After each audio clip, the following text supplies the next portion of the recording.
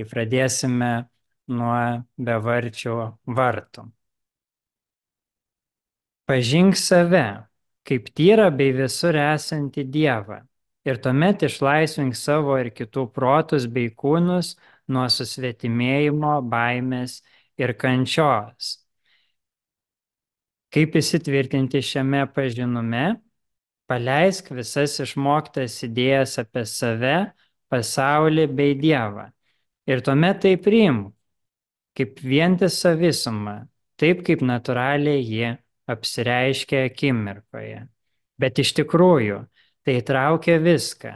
Tai tarsi radikalus žingsnis pro slenkstį, prieš kurį viskas paliekama ir už kurio viskas randama taip pat, tačiau viskas yra atpažįstama kaip tas laisvas tyrumas, kuris peržengia savo įtikėtą ribotumą.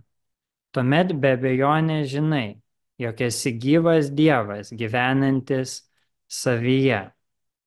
Tai taip pat reiškia, jog kiekvienas yra atsakingas už savo abejonę ir jos išsklaidimą. Tad štai vienas paprastas žingsnelis su pilnu pasišventimu. Kartok jį tol, kol jis taps natūralus kaip kvėpavimas.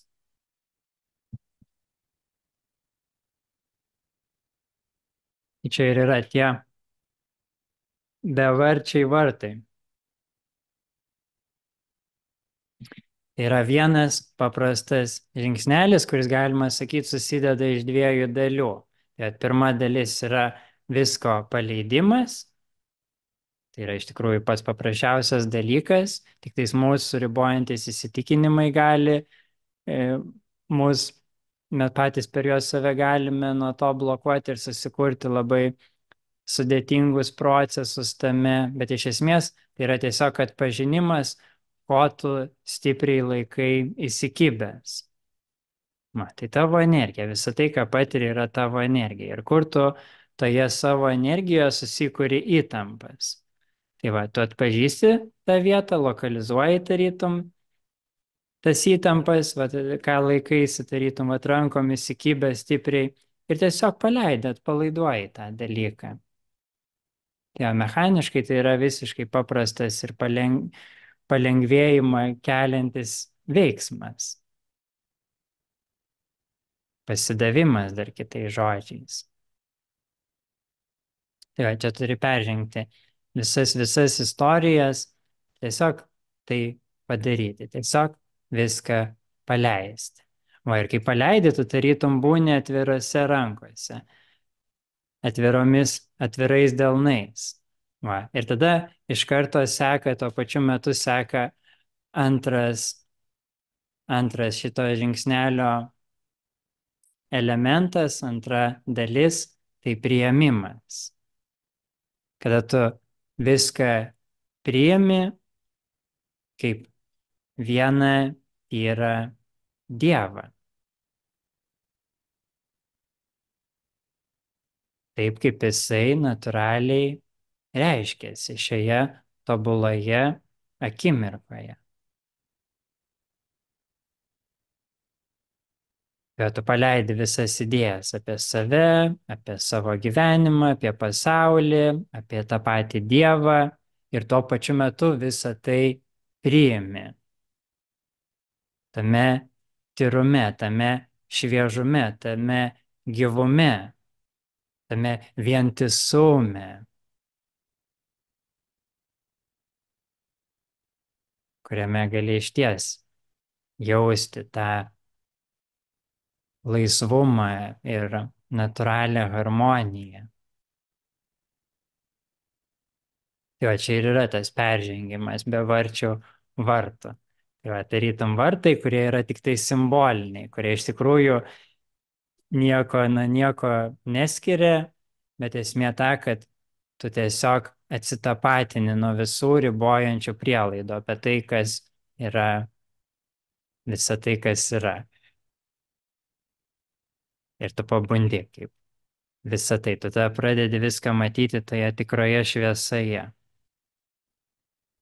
Nes mes taip inertiškai esame įpratę prisirišti prie įvairiausių įvardinimų, formų, funkcijų ir tada ir iki tokio taško, kur mes visiškai pamirštame tą viską jungiančią vienybę.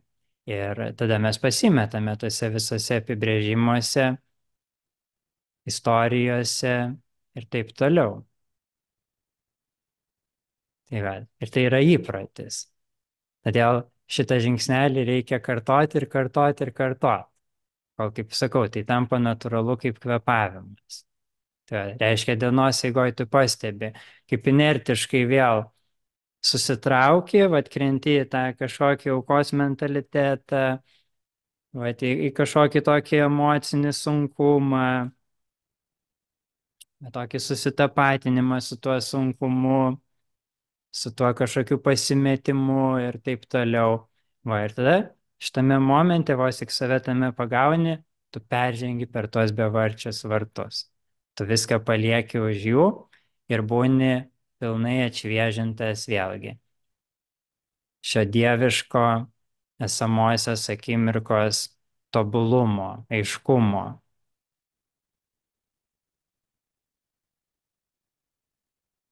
Nes taip, tai yra visur esantis Dievas, be jokių išimčių. Viskas į tai įtraukta. Ir viskas visada per šią esamą akimirką juda tobuloje harmonijoje. Pačioje tikslingiausioje harmonijoje. Natūraliai.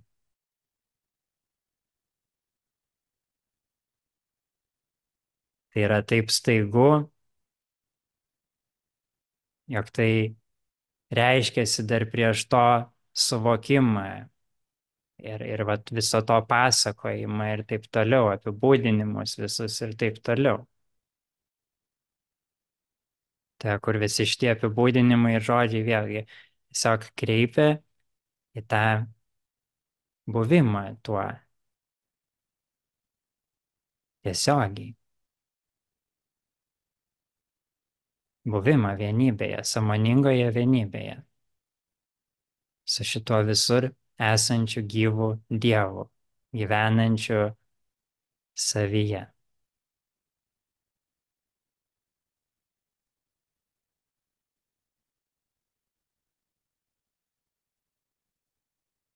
Va. Paleidimas, priėmimas. Paleidimas, priėmimas. Vienas paprasčiausias žingsnelis. Tačiau taip, jis turi būti atliekamas su pilnu pasišventimu. Besąlygiškai. Patirti tikrą to efektą ir vis labiau įsitvirtinti šitame savęs kaip visur esančio Dievo pažinume. Taip, tu turi tai daryti nuoširdžiai ir besąlygiškai.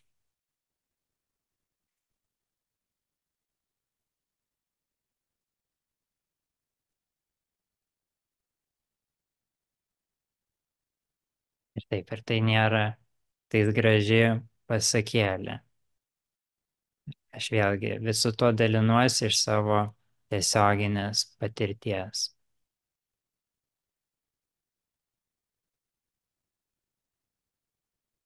Ir tai priklauso visiems. Nes visose yra tas pats Dievas, vat ir vėlgi, ir per šitą esminį savęs pažinimą, taip, tu išlaisvini savo protą ir kūną nuo kentėjimo patyrimo, kuris ir gali būti sukūriamas tik tais per abejingumą šiai viską jungiančiai bekraščiai vienybei. Tai va, ir kada tu pabandy šitą bekraštę vienybę ir leidi jai pilnai integruotis, įsikūnyti į visą tavo patyrimą, kaip ir sakau, besąlygiškai, visas sąlygas. Tai va, tada tu natūraliai tiesiog įkvepi ir asistuoji tą patį Dievą kitose protuose ir kūnuose taip pat vaduotis iš kančios.